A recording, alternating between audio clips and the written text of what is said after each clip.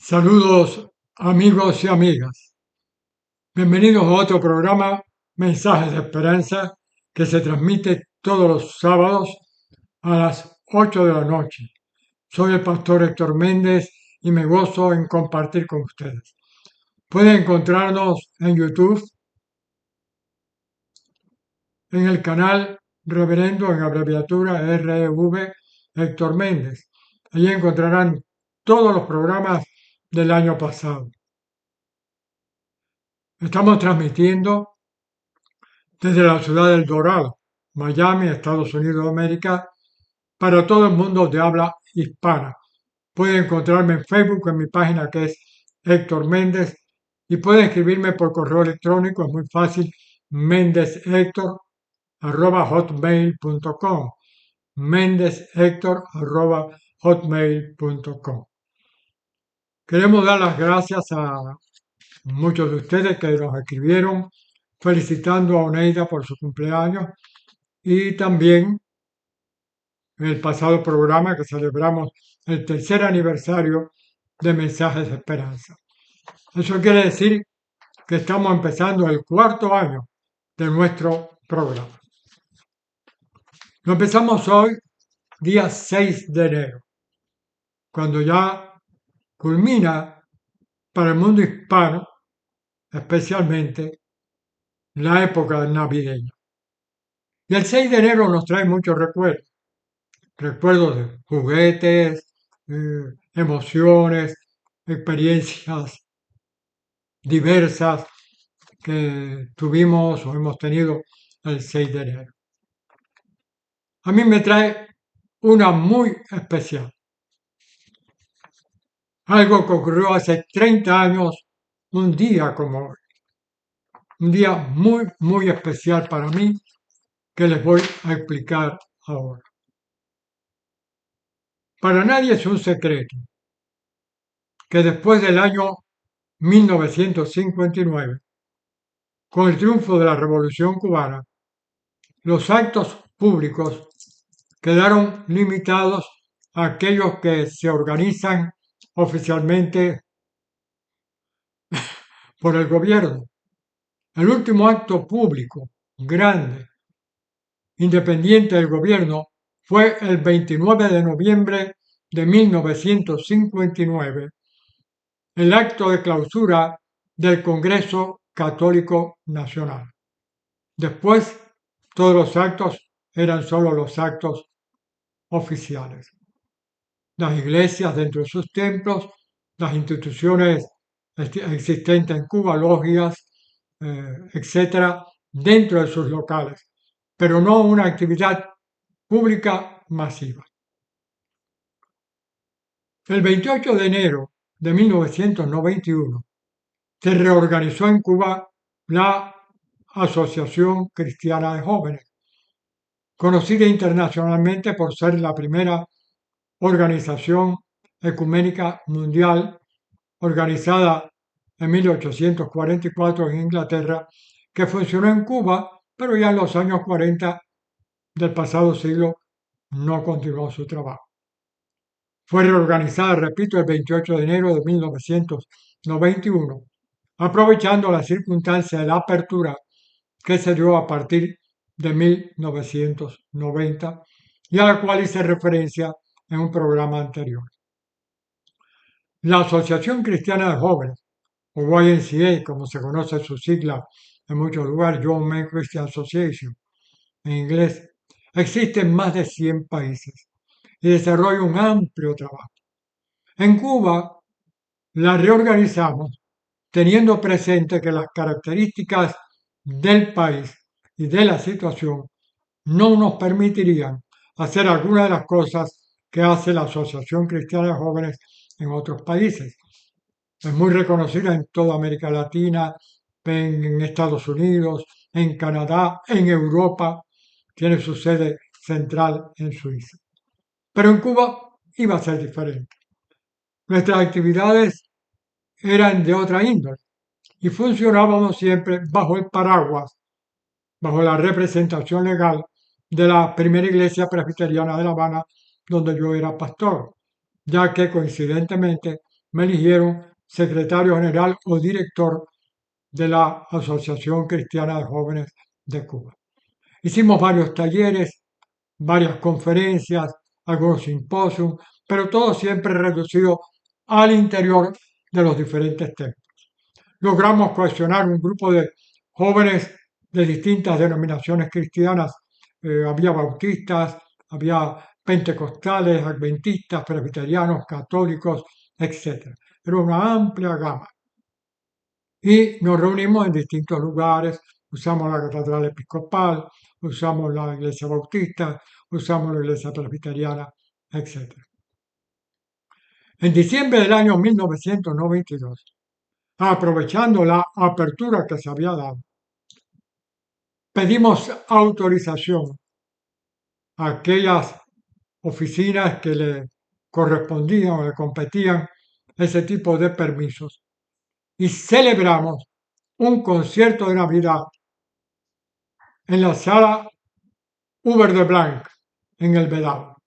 Fue un acontecimiento histórico, fue organizado por nuestro querido hermano, ya en la presencia del señor Franchicola, que era el director del coro de la iglesia presbiteriana. Los conductores del programa fueron dos queridos hermanos, Lucila Suazo y Jorge Luis Díaz. Y funcionó a la perfección. Lo único que en una sala pequeña, alrededor de 200 personas, y nos quedamos con la tristeza de que muchísimas personas no pudieron entrar, no pudieron ir al programa. Aquello se me quedó en la cabeza. Al siguiente año, en Navidad, se me ocurrió una idea un poco arriesgada, y voy a revelar hoy cómo fue ese proceso. Yo me dirigí directamente al Teatro Nacional, que tiene la Sala Avellaneda, la más grande en capacidad en el país, más de 3.000 personas pueden asistir, y fui directamente allí. Pedí una entrevista con la directora, era una reconocida intelectual, marxista y una persona muy preparada, había ocupado distintos cargos con relación a museos, monumentos, cuestiones históricas, es decir, era una persona bien documentada y además muy respetada dentro de la estructura gubernamental. Cuando pedí la entrevista con ella, yo llevaba una carta pidiendo, ella me preguntó, bueno, pero ¿ustedes tienen permiso para esta actividad? Le dije, mire, ya se hizo el año pasado.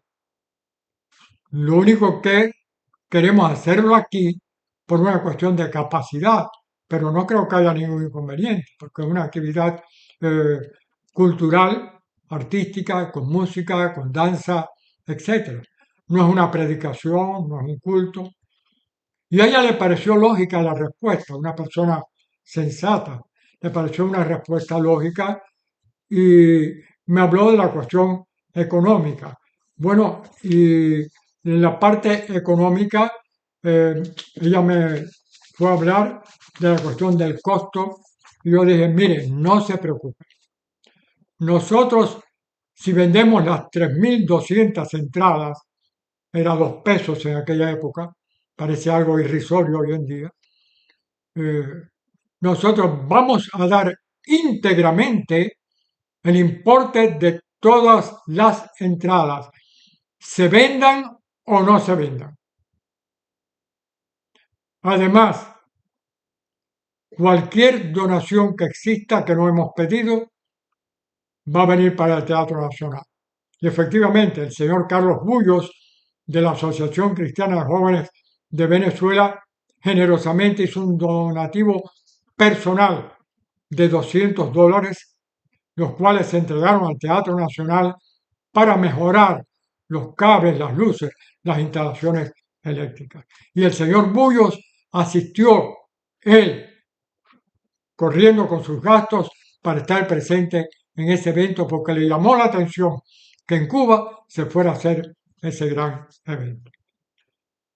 Inmediatamente nos pusimos en función de organizar el evento. Franchicola era la persona idónea para eso. Primero, por su capacidad artística. Segundo, por la cantidad de relaciones que tenía en el mundo de la música, el arte, la farándula. Era una persona que conocía a todo el mundo. Y así mismo fue. Él me dijo, pero yo necesito apoyo. Y mis dos hijas, Oneidita y Suecia, fueron sus sostenes en la parte organizativa ya más administrativa. Efectivamente, organizamos todo. Junto con él fuimos a ver a Juan Espinosa, pianista, concertista, acompañante, una persona maravillosa que se sabe cualquier canción que usted le pida. Aceptó con mucho gusto porque además nos dijo que se estaba congregando en la Liga Evangélica de Cuba, cosa que no sabíamos. Fuimos a ver a Hugo Marcos, genial tenor de la ópera. Sus antepasados, su padre, su madre fueron muy activos en la iglesia presbiteriana, lo llamó, con mucho gusto aceptó. Hablamos con Lisa Alfonso, una amiga personal, la gran maestra Lisa Alfonso, que estaba empezando. Hoy en día tiene todo una institución cultural, ha triunfado en muchos países, ha recibido innumerables distinciones, ha sido hasta embajadora de buena voluntad de la UNICEF, es decir, una personalidad hoy, pero estaba empezando en aquel momento. Y así seguimos contactando a muchas personas. Recuerdo a los hermanos Zulueta, que tenían un grupo de canto, también el grupo Arpa de David, el grupo Gen Nova, el cuarteto adventista, un dúo católico, un coro bautista, en fin, una gran cantidad de personas, una gran cantidad de grupos los contactamos. Y decidimos, para tener un complemento, hacer una exposición en el vestíbulo del teatro con pinturas del joven Carlitín Piedra, que hoy radica en Francia, y que era un pintor excelente. Tenía una colección que había hecho y se montó la exposición allí en el vestíbulo. Todo estaba preparado y 3 días antes nosotros mandamos nota de prensa a las agencias internacionales de prensa, mandamos a emisoras de radio, mandamos invitaciones al cuerpo diplomático acreditado en Cuba, también por supuesto a los líderes de las diferentes iglesias recibieron invitaciones y 3 días antes, por la noche, salimos Carlitín Piedra y yo y colocamos este cartel que él hizo en las paradas de ómnibus de La Habana.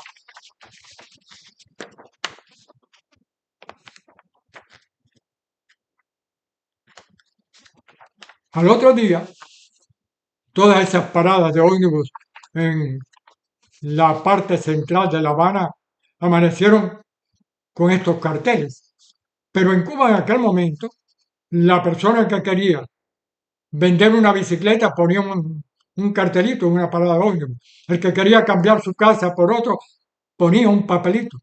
Si nosotros seguimos la corriente de lo que se acostumbraba en aquel momento. El día antes me llamaron de la oficina de las personas encargadas de todos estos asuntos religiosos en Cuba. Estaban evidentemente molestos, pero yo les expliqué primero que me había limitado a decir la verdad. Yo no había dicho ninguna mentira. El año anterior había sido autorizado, por lo tanto no tenía lógica repetir algo. Lo único que íbamos a hacer era ampliar el lugar, el espacio del lugar. Entonces me preguntaron la parte económica, ¿cuánto íbamos a obtener de ganancia? Nada, todo va para el Teatro Nacional y además $200 extras para que puedan arreglar el alumbrado. Me preguntaron por los carteles y repetí lo mismo. No es ilegal, no es algo clandestino, no estamos haciendo nada oculto, nada fuera de la ley. ¿Por qué no anunciarlo si ahí las personas anuncian si quieren vender una, una grabadora o si quieren vender una bicicleta. No estábamos haciendo nada ilegal. Es decir, les mostré el cartel, ya ellos lo conocían, por supuesto, y ahí terminó todo. Les dije, miren, si quieren se suspende. Y me dijo, ¿cómo lo vamos a suspender si ya está Radio Reloj? Para los que no son cubanos, Radio Reloj es una emisora en Cuba que transmite noticias y cada un minuto da la hora. Si ya está Radio Reloj, está dando el anuncio del programa. Los diplomáticos han recibido cartas, las agencias de prensa, todo el mundo. No se puede suspender, pero usted es responsable de lo que ocurra allí. Digo, con mucho gusto. Vamos a estar entre cristianos. Ahí no va a producirse nada, no va a haber ningún problema. Todo va a funcionar con mucho orden y mucho respeto. Por supuesto, ese día todos estábamos un poco nerviosos. Sin embargo, todo funcionó a la perfección. Dios nos guió. Dios nos ayudó, todo salió muy bien. El teatro estaba repleto. Había diplomáticos de varias embajadas, estaba la prensa extranjera, estaban muchos líderes de iglesias que me saludaron allí y en realidad quedó muy, muy bonito todo. Los intérpretes, cada uno desarrolló lo que le correspondía magistralmente, las interpretaciones, todo. Recuerdo que el grupo de danza de la maestra Lisa Alfonso interpretaron con danzas dos villancicos, Los peces en el río y La marimorena, que se prestaban. Fue algo muy, muy impresionante. Pero sobre todo, al final, se levantó el nacimiento, porque el escenario tiene un dispositivo para levantar una parte del mismo. Quedó el nacimiento, el pesebre, José, María, los pastores, los magos allí, que lo representamos con niños y niñas de diferentes comunidades cristianas, para dar oportunidad a todos. Y todos los que participaron, todos los que actuaron, 170 personas se unieron para cantar Noche de Paz. Y allí, sin predicar un sermón, sin dar un estudio bíblico, toda la congregación se puso en pie y se unieron para repetir el canto Noche de Paz. Algo extraordinario. El título del programa completo era Un canto de buena voluntad. Al otro día recuerdo que Monseñor Benjamino Estela, nuncio apostólico en Cuba, actualmente cardenal de gran influencia en el Círculo del Vaticano, me llamó para felicitarme por la actividad. Igual lo hicieron otros obispos, otros pastores, otros líderes y personas del mundo de la cultura que no militaban en ninguna iglesia, me llamaron para felicitarme. Y algo muy importante, ninguno de los que actuó cobró un centavo. Todo fue voluntario. No nos costó ni un centavo la actuación, que fue otra cosa que yo recalqué. Todo fue completamente voluntario. El programa recibió mucha cobertura, las agencias de prensa lo divulgaron para todo el mundo. Además, fue publicado un reportaje en la revista de la Alianza Mundial de Asociaciones Cristianas de Jóvenes. Aquí pueden ver ustedes algunas fotos. Este fue el nacimiento final. Esto es parte de la asistencia, repleto. Estos son las jóvenes del grupo de danza de la maestra Lisa Alfonso interpretando Los peces en el río. Y además la revista del Consejo Mundial de Iglesias, lamentablemente no lo he encontrado, también hizo un amplio reportaje. Y también la del Consejo Latinoamericano de Iglesias publicó un reportaje amplio, es decir, tuvo una cobertura a nivel mundial. Ahora bien, algunos años más tarde, esa experiencia se retomó. Se retomó especialmente en el Teatro Amadeo Roldán, con un espectáculo con el coro Chalón dirigido por la profesora Rita Oliva, y después se siguió desarrollando hasta se transmitió por televisión. Pero nunca más se usó el Teatro Nacional. Hasta este año, en diciembre, cuando recibí la noticia de que el concierto se había desarrollado, es que vino a mi mente aquella experiencia tan agradable. También se efectuó en algunos teatros del interior del país. Hermanos y hermanas, ya varios de los protagonistas están en la presencia del Señor. El hermano Franchicola, el hermano Isaac Mayor, que tuvo que ver con todo el vestuario, el maquillaje, y varios más. Otros están dispersos por el mundo. Algunos en Francia, como dije, Calitimpiedra, otros aquí en Estados Unidos, en Canadá, en Europa, en Cuba. Pero ese recuerdo, esa experiencia permanece imborrable en nosotros. Caminante no hay camino, se hace camino al andar.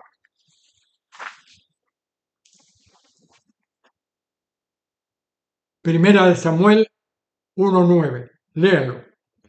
Esfuérzate y sé valiente, no temas ni desmayes, porque yo, el Señor tu Dios, estaré contigo donde quiera que fueres. Desde un punto de vista secular, caminante, no hay camino, se hace camino al andar. Desde el punto de vista bíblico, esfuérzate y sé valiente. No temas ni desmayes, porque yo, el Señor tu Dios, estaré contigo donde quiera que fueres. Y hoy, a los 30 años de aquella histórica celebración en el Teatro Nacional, en la Sala Avellaneda del Teatro Nacional de Cuba, damos gracias a Dios por todos aquellos que se unieron en un canto de buena voluntad, porque eso es la Navidad, eso es el nacimiento de Cristo, eso es el empezar un nuevo año, ese es el regalo de los Reyes Magos al niño Jesús, un canto de buena voluntad. Que Dios nos bendiga. Oremos. Señor y Dios, te damos gracias, porque en distintos momentos de la historia tú llamas a tu pueblo a mostrar el camino. Y gracias por todos aquellos que en aquel momento estuvieron dispuestos a dar un paso al frente para presentar tu mensaje y tu palabra. Gracias, Señor, por quienes, aún sin ser creyentes en ti, comprendieron la buena voluntad y nuestra intención. Gracias por quienes se unieron, sin diferencias doctrinales, guiados solo por el espíritu tuyo de presentar el mensaje navideño. Gracias por aquellos que ya han marchado y por aquellos que están entre nosotros. Gracias, Señor, por esa experiencia. Una bendición para todos aquellos que están siguiendo este programa. Oramos en el nombre de Cristo Jesús. Amén. Amigos y amigas, recuerden, con Dios todo, sin Dios nada. Que tengan un año 2024 lleno de bendiciones del Señor. Y recuerden, esfuérzate y sé valiente. No temas ni desmayes, porque yo, el Señor tu Dios, estaré contigo donde quiera que fueres. Primera de Samuel, capítulo 1, versículo 9. ¡Feliz año! Que Dios nos bendiga. Con Dios todo, sin Dios nada. Nos vemos la próxima semana. Que así sea. Amén.